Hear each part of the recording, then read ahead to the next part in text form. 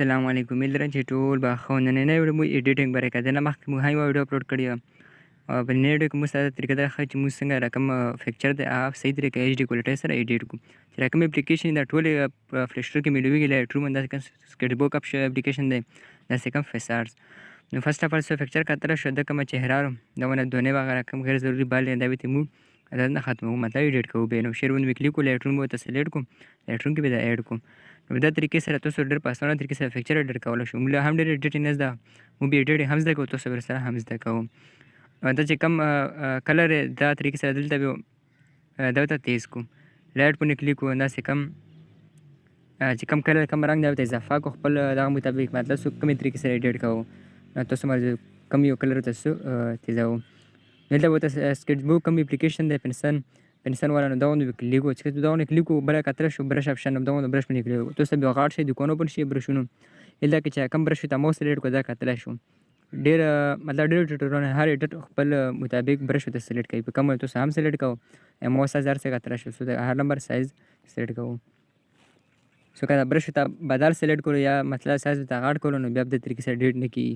نو دا طریقې سره دنه سکرین شاټ اخیستلی چې کوم ته موږ سلیکټ کړو نو انشاءالله نورې هم ډېرې طریقې په نورو طریقو به انشاءالله هم ته ویډیوګانې اپلوډ کوو سټیپ بای سټیپ. نو په دا طریقې سره څومره هم د چهره او مخ چهره په څومره دونې غیر ضروري بال مطلب وختون دي نو دا نه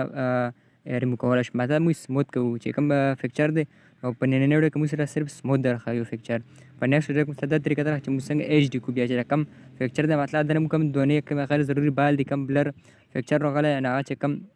چهره د موږ صفا کړه د لوکیشن کې نو دا طریقې سره صفا کېږي. په نیکسټ ویډیو کې موږ دا طریقه درښایو چې موږ څنګه د کوم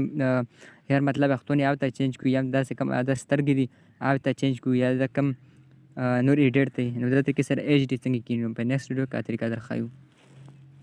نو که ویډیو خو ضرور سره کوم مخکې مرګ سره لازمي شیر کو دا چې کوم فکچر سمو ته مو وکړو اوس مو فیس آرټس اپلیکیشن لته نو فیس آرټس ته چې کوم دی لږ ایډیټینګ پای کې کوو نو په باندې بیا ویډیو دی ډېر مرګ مسینه چې موږ شارټ ویډیو اپلوډ کوو الله لونګ ویډیو الټا سوکس نه دا وجه موږ شارټ ویډیو اپلوډ کوو. د فکچر په دا طریقې سره او چې فکر په دا طریقې سره موږ ایډیټ کړو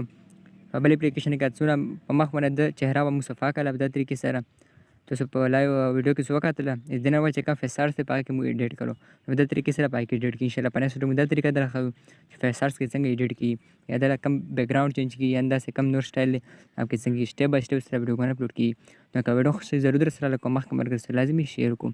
کله ویډیو سره فیسبوک پیج نه کوم ډسکرپشن کې یوټیوب چینل لیک درکړه ضرور سبسکرایب کنه هم ډیل ډیل خوندور ویډیو باندې اپلوډ کی.